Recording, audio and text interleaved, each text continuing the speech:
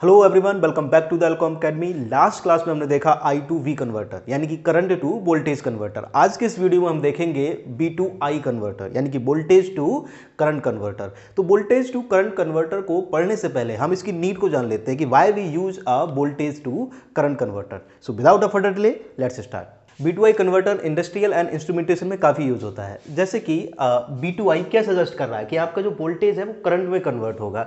जैसे कि मैंने यहाँ पर एक एग्जांपल लिया है, एक सेंसर है, एक यहाँ पे डिस्प्ले दिख रहा है, तो इसकी एक एग्जांपल की हेल्प से हम समझते हैं। जैसे कि मैं इंस्ट्रूमेंटेशन सर्किट्स की अगर मैं बात करता हूँ तो जो भी आपकी फिजिकल क्वांटिटी थी, जब भी आप फिजिकल क्वांटिटीज़ को एनालॉग क्वांटिटीज़ में कन्वर्ट करने की कोशिश करते हैं या कन्वर्ट करते हैं, फिजिकल क्वांटिटीज़ लाइक आपका मोशन हो गया, लाइक आपका प्रेशर है, टेम्परेचर है, जब इस तरह की क्वांटिटीज़ को आप एनालॉग में कन्वर्ट करेंगे, एनालॉग में लाइक इलेक्ट्रिकल सिग्नल जैसे कि आपका हो गया वोल्टेज और करंट, तो जनरली हमारा टारगेट रहता है कि हम उसे डीसी करंट में मेजर करें, डीसी करंट में कन्वर्ट करें। Why current? क्योंकि जो करंट होती है एक्चुअली वो लेस प्रोन होती है एक्सटर्नल नॉइज के as compare to the voltage. तो हमारा टारगेट ये रहता है कि जब भी हमें अपने डेटा को सिग्नल ट्रांसमिट करना है, लाइक जैसे कि यहां से देखिए ये सेंसर्स है, लाइक यहां से ये सेंसर जो है सपोज कीजिए ये टेम्परेचर मेजर कर रहा है, तो टेम्परेचर मेजर कर रहा है और इसका जो आउटपुट है वो सपोज कीजिए यहां पर ये वोल्टेज की फॉर्म में है। अब अगर मैं वोल्टेज को डायरेक्टली ओवर अ डिस्टेंस अगर इसको मैं यहाँ पर डिस्प्ले कराऊंगा, मैं चाहता हूँ कि यहाँ पर डिस्प्ले हो,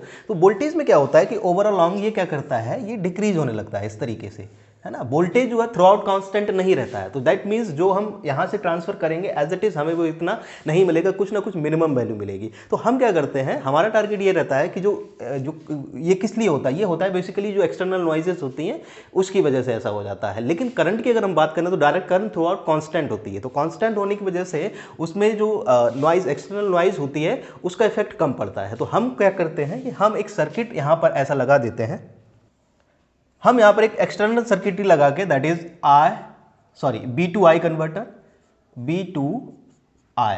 तो B2I कन्वर्टर यहां से ये करंट की फॉर्म में, तो अब हम इसे ओवर द डिस्टेंस इजीली हम ट्रेवल कर सकते हैं, तो that's why we use a B2I converter. तो ये बेसिकली यूज होता है आपका इंडस्ट्रियल एप्लीकेशंस के लिए, या फिर इंस्ट्रूमेंटेशन में हम सर्किट्स की बात करें तो वहां पर जनरली हम इस वजह से B2I कन्वर्टर का यूज ज़्यादा होता है। और जनरली इसके मैं अदर यूजेस की बात करूं तो ये टेस्टिंग के लिए काफ़ी यूज होता है। मैं एप्लीकेशंस में भी बताऊंगा कि जनरली ये इसमें टेस्टिंग के लिए हम B2I कन्वर्टर को ज़्यादातर यूज करते हैं। अब देख लेते हैं कि हम B2I कन्वर्टर को एज अ पैसिव कॉम्पोनेंट्स के साथ किस तरीके से डिजाइन कर सकते हैं। B2I कन्वर्टर अगर मैं पैसिव कॉम्पोनेंट से मिलाकर बनाता हूं तो this is your V and this is your resistance R। तो ओम्स लॉ को हम जनरली यूज करके, मैं आपको I2V कन्वर्टर में ये बात बता चुका हूं कि ओम्स लॉ जो है वो B2I converter and I2V converter usually use करता है with the help of resistance. तो यहाँ पर जो वोल्टेज है B, वो I करंट आपको कितना मिलेगा, that is V divided by R। Let's suppose कि आपके पास एक लोड रेजिस्टेंस भी यहां पर कनेक्टेड है, this is your load resistance, this is R and this is V। I1 is the current, तो I1 की वैल्यू कितनी होगी, that is V over RL plus R। तो ये आपके पास जो करंट होगी दैट इज योर I1। देखिए यहां पर जो RL आ रहा है, RL की वजह से ही जो ओवरऑल करंट है वो डिक्रीज हो जा रही है। दैट मींस जितना वोल्टेज प्रोपोर्शनेट करंट आपको मिलना चाहिए था वो उस लोड रेजिस्टेंस की वजह से उतना नहीं मिल पा रहा है। तो यही इस सर्किट का ड्राइवर है। इसी वजह से हम पैसिव जो कंपोनेंट्स होते हैं इनका जनरली हम यूज नहीं करते। तो इस प्रॉब्लम को रिजॉल्व होने के लिए हमने एक्टिव कंपोनेंट्स की हेल्प से अपना B2I कन्वर्टर बनाया, जिसमें हमने ऑपरेशनल एम्पलीफायर का यूज किया। तो ऑपरेशनल एम्पलीफायर का यूज करके हम दो तरीके से B2I कन्वर्टर बना सकते हैं।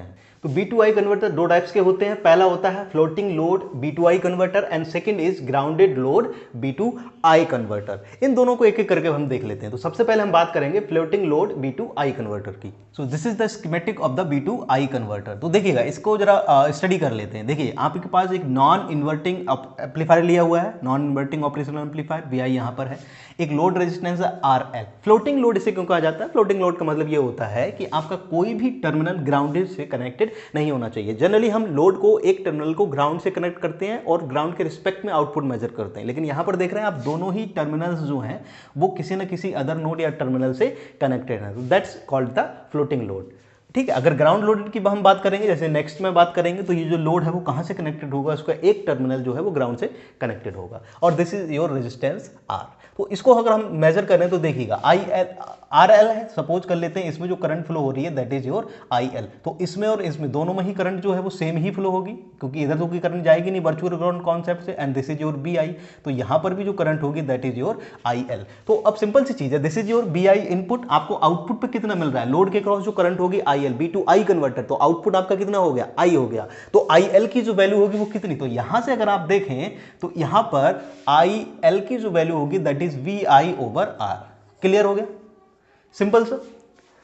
आई एल क्या है, बी आई ओवर आर आ गया, तो दैट मीन्स जो आई एल है वो डायरेक्टली प्रोपोर्शनल जो है वो आपका किस पे है, बी आई के है। तो क्या ये लोड पे डिपेंड कर रहा है, आर एल नहीं कर रहा। दैट मीन्स आपके पास जो आई एल है वो इंडिपेंडेंट है, independent of load R L. तो ये बेसिकली क्या है कि एक्टिव कंपोनेंट्स का यूज करने का एडवांटेज है। तो ये बेसिकली क्या हो गया, आपका floating load V to I converter हो गया। इसको देखिएगा, अगर मैं यहां से देखूं तो ये क्या है, ये ट्रांस कंडक्टेंस में नहीं बोल सकता इसे, ट्रांस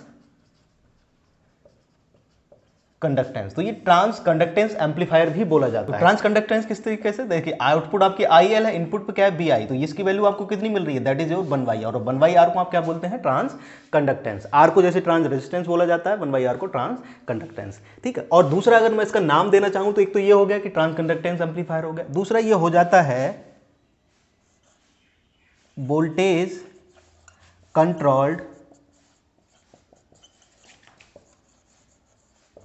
करंट सोर्स, है ना। वोल्टेज कंट्रोल करंट सोर्स क्यों, क्योंकि देखिए आउटपुट पे आपको क्या मिल रहा है, करंट मिल रहा है with the help of the voltage. Control किसको कर रहा है, वोल्टेज, तो इसे हम वोल्टेज कंट्रोल करंट सोर्स भी कहते हैं। तो ये आपका हो गया floating load V to I converter. अब देख लेते हैं कि grounded load V to I converter क्या होता है। So this is the schematic of the grounded load V to I converter. यहां से आप आउटपुट मेजर कर देंगे। देखिएगा ग्राउंडेड लोड मतलब क्या है कि जो लोड दे रखा है वो आपके पास कितना है, देख रहे हैं ग्राउंड से यहाँ पे कनेक्टेड है एक टर्मिनल।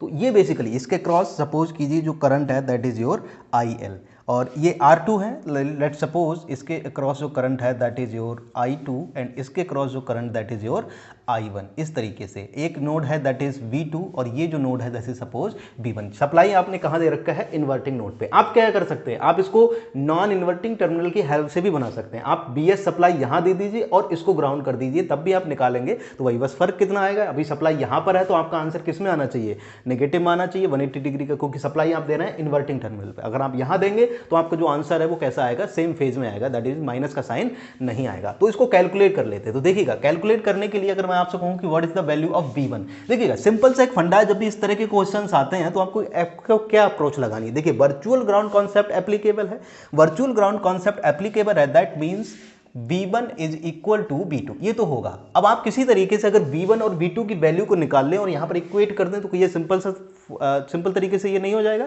बिल्कुल हो जाएगा। तो V1 की वैल्यू कैलकुलेट कर लेते हैं। देखिए अगर V1 की वैल्यू को कैलकुलेट करना है तो सिंपल सा, मैंने आपको बताया था सुपरपोजिशन लॉ। सुपरपोजिशन लॉ क्या कहता है, देखिएगा इस V1 है, ये V1 है और दोनों ही सिरों पर आपका दे रखा है वोल्टेजेस। अगर एक पर होता तो वोल्टेज डिवाइडर लगा लेते, लेकिन दोनों पे है तो जो V1 की वैल्यू होगी वो कितनी होगी, देखिएगा V1 की वैल्यू होगी BS इंटू R1, जो एक नोड का वोल्टेज है उसके अपोजिट वाला resistance that is R1, plus second node पे जो वोल्टेज है that is V0 and into R1 divided by 2R1, जो दोनों ही रेजिस्टेंस हैं उनका सम। तो ये वैल्यू होगी V1 की। अब बात कर लेते हैं B2 की। तो B2 यहां से देखें तो this is I1 and this is I2 and this is IL। तो जो IL की वैल्यू होगी यहां से अगर मैं ये देखूं, क्योंकि जो I1 है, देखिए I1 यहां से आएगा, I2 यहां से आएगा, तो जो IL की वैल्यू होगी that is your I1 plus I2, इतना होगा। तो IL आपको कैलकुलेट करना है, तो I1 कितना होगा, I1 को अगर मैं यहां से देखूं तो देखिएगा आपने डायरेक्शन इस डायरेक्शन में ली है तो 0 माइनस V2 होगा, 0 minus V2 bye R2 plus I2 की अगर मैं बात करता हूं तो I2 की डायरेक्शन ये है तो ये होगा B0 माइनस, ये तो V2 ही होगा, दोनों ही सॉर्टेड हैं तो ये भी वोल्टेज होगा, तो B0 minus B2 bye R2। इसको सॉल्व कर लेते हैं। तो देखिए इसको फर्दर सॉल्व करेंगे तो ये IL इज इक्वल टू, ये कितना होगा, minus V2 by R2 and minus V2 by R2, तो ये कितना हो जाएगा, माइनस 2V2 बाय R2, और ये हो जाएगा plus we not bye R2। R2 से इसको पूरे को मल्टीप्लाई कर दें या इसको कॉमन लेके इधर ले आए तो ये हो जाएगा R2 IL, this is L, is equal to minus 2V2 plus V naught. यहां से अगर आपको वैल्यू कैलकुलेट करनी है V नॉट की तो ये कितना वैल्यू होगा देखिएगा, इसको अगर हम उस साइड ले जाते हैं तो ये हो जाएगा 2V2 ये साइड और ये हो जाएगा V not minus R2 into IL, और V2 की जो वैल्यू होगी that is V not minus R2 IL divided by 2। तो ये V2 की वैल्यू आ गई। तो V2 गिवन है और V1 गिवन है, दोनों को इक्वेट करा दें। तो देखिएगा दोनों को इक्वेट करा देते हैं तो ये V2 की वैल्यू है, V1 की वैल्यू है, that is your VS R1 plus V not R1 divided by 2R1। तो यहां से देखें R1 से R1 ये कैंसिल हो जाएगा तो ये बनेगा BS plus V naught by 2। तो अब फाइनल आपके पास जो एक्सप्रेशन बना वो कुछ इस तरीके से बना इक्वल टू में। तो देखिएगा V नॉट से V नॉट कैंसिल हो जाएगा, बिल्कुल हो जाएगा, 2 से 2 कैंसिल हो जाएगा, बिल्कुल हो जाएगा। तो अब ये फाइनल आपके पास बचा BS is equal to minus R2 IL। तो IL की जो वैल्यू होगी that is your BS by R2। Minus का साइन आया, क्यों आया? क्योंकि जो आपने सप्लाई वोल्टेज ले रखा है वो कहाँ ले रखा है? इन्वर्टिंग टर्मिनल पर। तो जो ट्रांस कंडक्टेंस की जो वैल्यू होगी that is IL over BS is equal to minus 1/R। तो ये इस तरीके से आ गया। अगर आपको नॉन इन्वर्टिंग टर्मिनल पे अगर आप BS ले लेते तो ये इसकी वैल्यू 1/R आ जाती। तो ये बेसिकली आपके पास V2I कन्वर्टर होगा ग्राउंडेड की फॉर्म में। तो होपफुली अब आपको ये अच्छे से समझ में आ गए होंगे दोनों टाइप्स के V2I कन्वर्टर। तो इनको जनरली हम टेस्टिंग के लिए जनरली हम यूज करते हैं।